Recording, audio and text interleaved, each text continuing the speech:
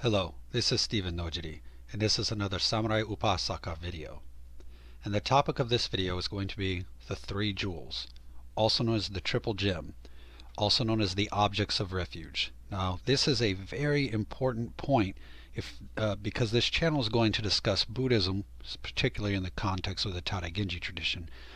But in order, we basically have to start at the beginning. Now, some of the viewers are going to be well versed in the three jewels, but I have seen some mistakes and some misunderstandings with my time in the samurai and ninja community, so for that reason I need to make this video.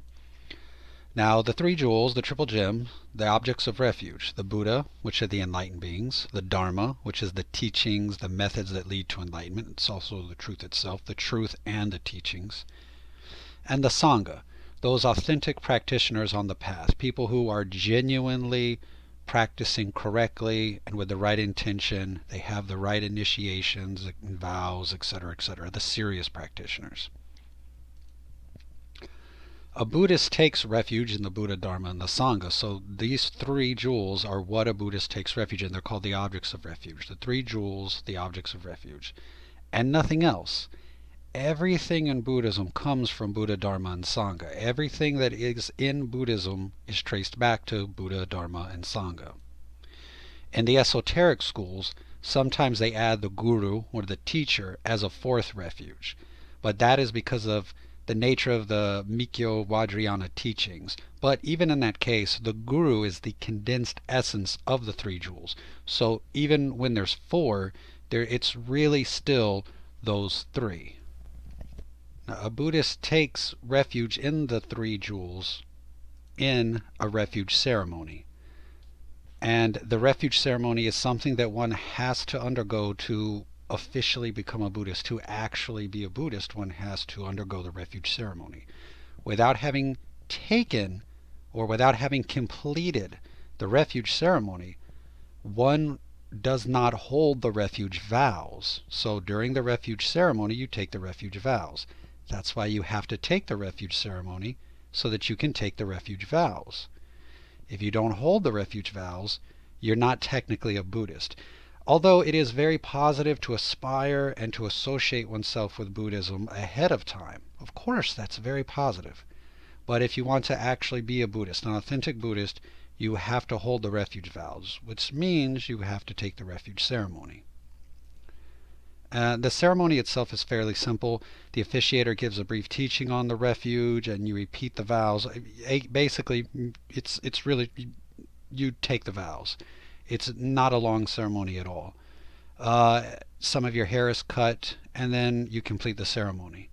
Now, this video is not going to go into the details of all the different parts and meanings of the short ceremony of taking refuge, but just so that you, the viewer, knows that the refuge ceremony exists and that it's required to officially, authentically be a Buddhist. So I keep saying the word refuge, and I could talk for a long time about that, but ultimately, what does it mean? Well, in simple words, it means that you no longer follow non-Buddhist paths as your source of guidance, strength, motivation, etc., etc., etc. You're putting all of your attention, faith, motivation, trust, faith, etc., etc., into the Buddha, Dharma, and the Sangha. So the Buddha, Dharma, and Sangha become the three things which are the core of all your spiritual practice. You no longer play the games of worldly gods and demons. You've left them behind. Now, that doesn't mean that you disrespect other religions or disrespect worldly gods, etc., etc. It doesn't, you don't completely ignore them and disrespect them, but it means that at your core you only rely on Buddha, Dharma, and Sangha. So a simple example would be like you never put non-Buddhist things over Buddhist things, right? So you always put Buddhas higher than, say, using a generic example, you would put the Buddhas higher than the Shinto gods on an altar. Or you would not put a non-Buddhist book on top of a Buddhist book. These are simple examples. But on a deep example, you no longer concern yourself with the concerns of worldly gods and demons. The this sort of orders of heaven, what you find a lot in Taoism and Confucianism, this idea that heaven has a structured order and everybody has to take orders from the gods, because the Buddhists completely reject that. There's no concern for what's going on with worldly gods. There's no concern with what's going on for the court of heaven. The Buddhist doesn't feel compelled to let those things be the motivation. So for the Buddhist, the motivation is Buddha, Dharma, and Sangha, and there is a disassociation with all of the other things. So let's look at this for a minute. So when we say Buddha, we mean the enlightened ones. There's the historical Buddha, of course, but beyond Shakyamuni Buddha, any Buddha is part of Buddha, is part of this concept. So it's not just the single being of the historical Shakyamuni Buddha, but rather when you say the triple gem of Buddha, it's the idea and the existence of enlightened beings. So for a metaphor that we're going to get into later, you can think of Buddha as the doctor. Okay. And then the Dharma, which we can think of as the medicine, this is the truth itself and the methods and means to arrive at the truth itself. So it is both the truth and the means to the truth. And then the Sangha, which would be the nurse, aka the doctor's assistant. This is the community that genuinely engages correctly in the Dharma and follows in the footsteps of the Buddhas. Now, this also refers to highly realized beings like some bodhisattvas who are not yet enlightened, but they're very accomplished and realized. So Sangha can be anything from the novice monk up to a very realized bodhisattva, but isn't a Buddha yet. Okay, so that is a very brief, very simple overview of the three jewels and refuge. It's actually, in actual practice, there's a lot more to know, a lot more to study, a lot more training, teaching, practice, etc., etc., etc. And it gets more complicated the more advanced the training becomes. Like, for example, in Mikyo Vajrayana teachings, it becomes even more complicated. But this is just a basic video, so we're not going to go into that. However, like I said, that's the most basic explanation. Now let's focus now, having presented that in the most simplest way possible, let's focus on some of the errors that I see quite frequently. And those errors are primarily these two, which are linked to each other, is the idea that thinking that Buddhists only follow the Buddha, and you forget the Dharma and the Sangha entirely. And then in relation to that, people oftentimes think that the Sangha is not really that important. Now let's examine this for a moment. Thinking only the Buddha is important, which leads into ignoring the Sangha. Both of these go hand in hand. Now this is a common mistake, and I've seen people display this mistake and verbalize this mistake and base things off of this mistake. You basically hear people say, well, what did Buddha actually teach? And when people say that, they're usually saying, like, I disregard what the Dharma, I disregard the Sangha, I want to know what the Buddha actually taught. In that regard, they're completely striking the Dharma and striking the Sangha out of the equation, and they're focusing solely on the historical Buddha, which is not at all what Buddhists do. So when you hear this question, it means that this person asking the question doesn't actually understand that Buddhists rest on the three jewels, not just the one jewel.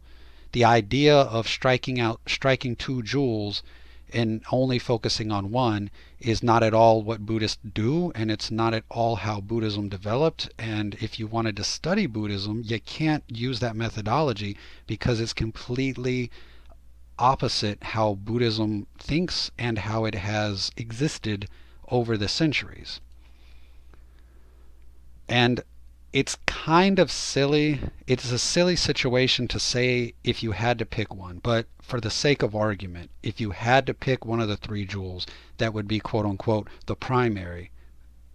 Again, silly idea, but for the sake of argument, which one would be the primary? Then it is agreed upon by Buddhism that the Dharma would be the primary. because Dharma itself is the truth. It's the truth itself and the means to realize and obtain a level of truth. And the reason that Buddha is important is because Buddha realized the truth. So if there was no truth to realize, what would be the point of Buddha? But again, that's only a theoretical situation. In actual Buddhism, Buddhism holds all three gems at the same time. There is no splitting them, striking them, removing one. All three together at all times. So when people wish to reject or ignore the Dharma and or the Sangha and focus only on just Buddha, they're making a significant error. That's not what Buddhism follows. It's not what Buddhism believes. It's not how Buddhism developed over the centuries. It's a completely inappropriate stance to take. Like I said, Buddhism doesn't function off just the Buddha. It functions off of all three jewels equally at all times.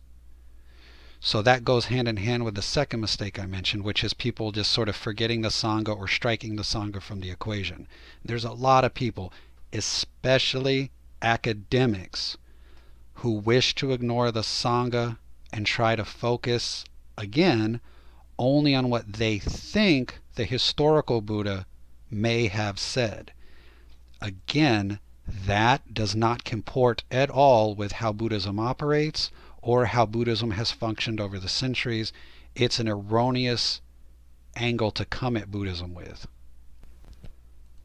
As I said earlier, the Sangha is equally one of the three jewels, as is the Buddha.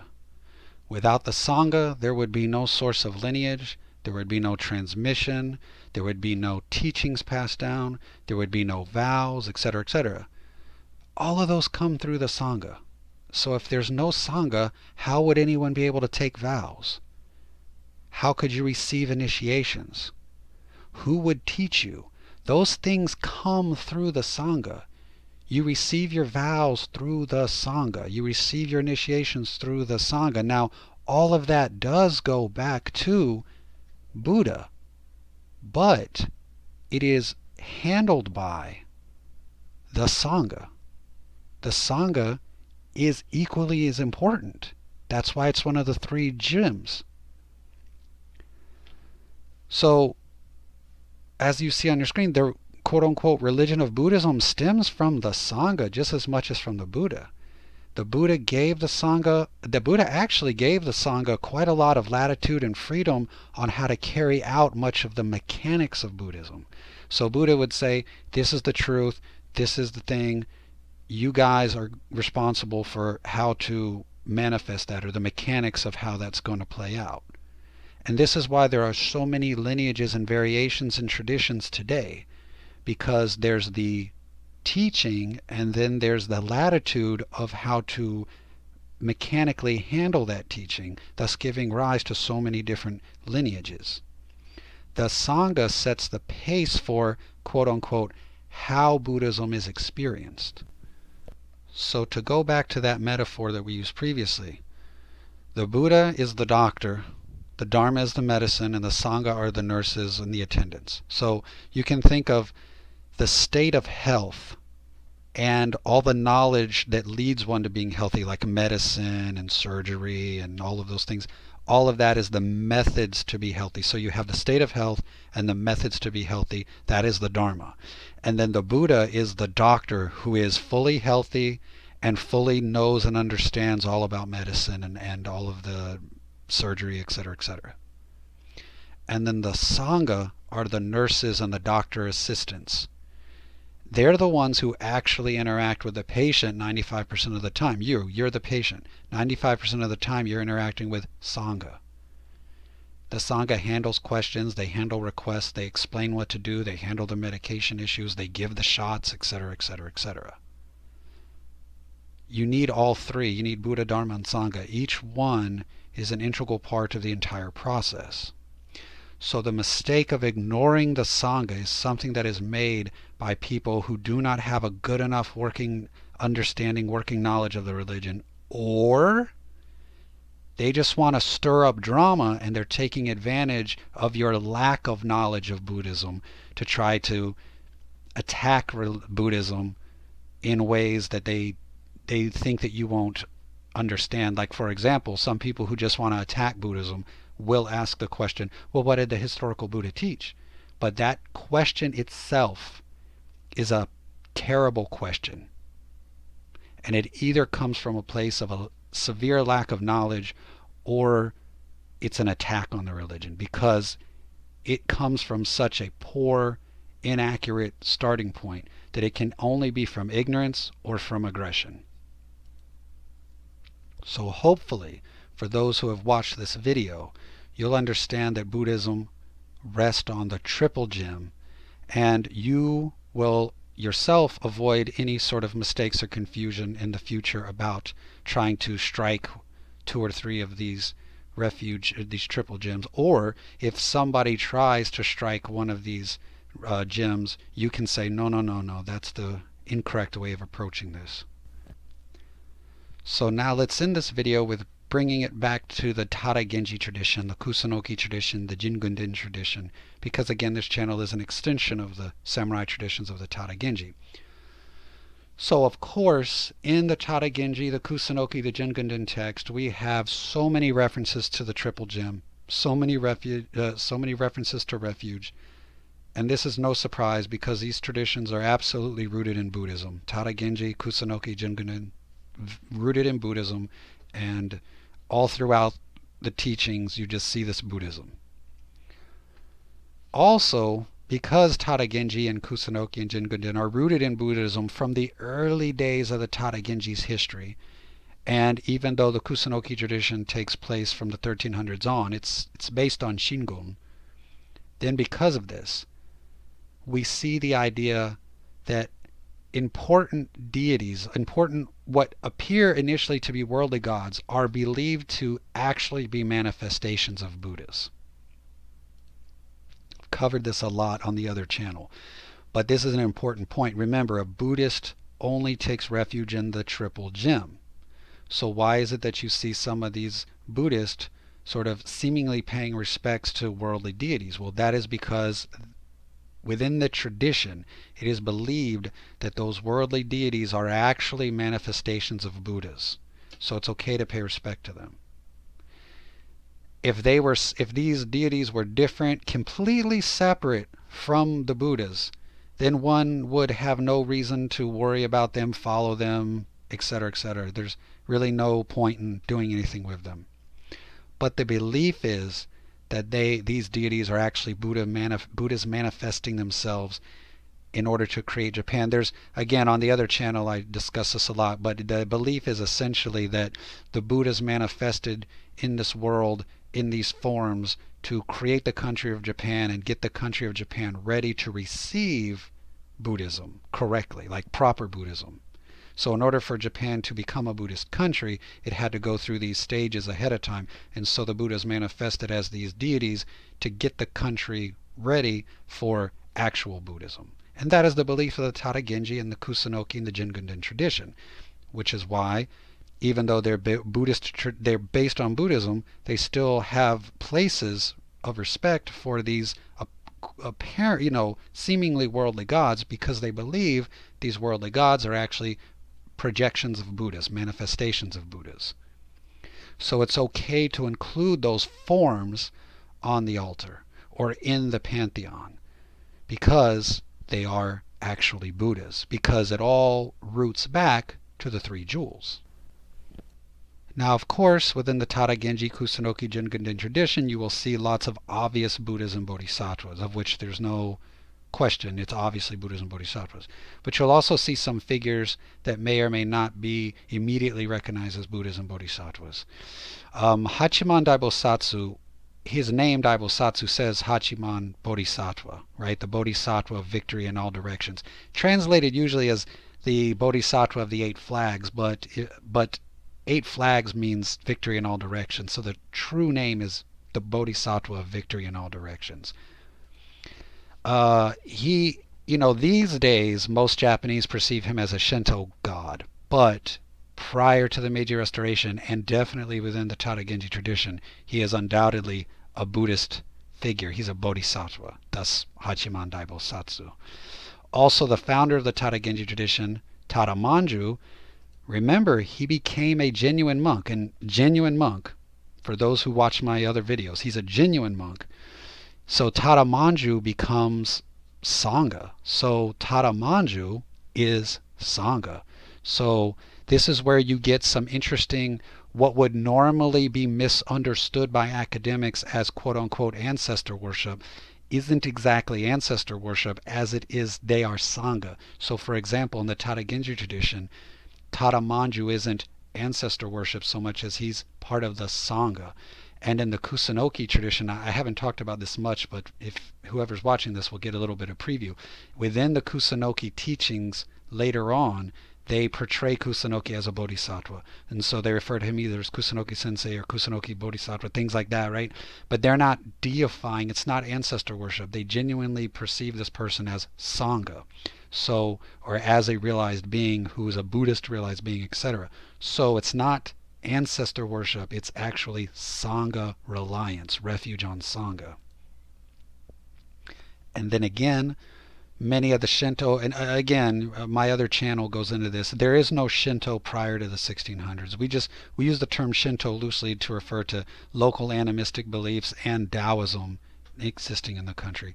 So this quote unquote Shinto, so local deities or Taoist deities, any one of them that are believed to be a Buddha manifesting to prepare the country for Buddhism, those would also be included in the tradition because they're understood to be Buddhas in disguise, like Okuni Nushi, the god of Izumo, major Jingunden deity, considered to actually be a Buddha in disguise. Susanoo, considered to be a Buddha in disguise. Amaterasu Okami, considered to be a Buddha in disguise. Basically, these are Buddhas took these forms to get the country ready. And so those forms are understood to be part of the Buddhist pantheon.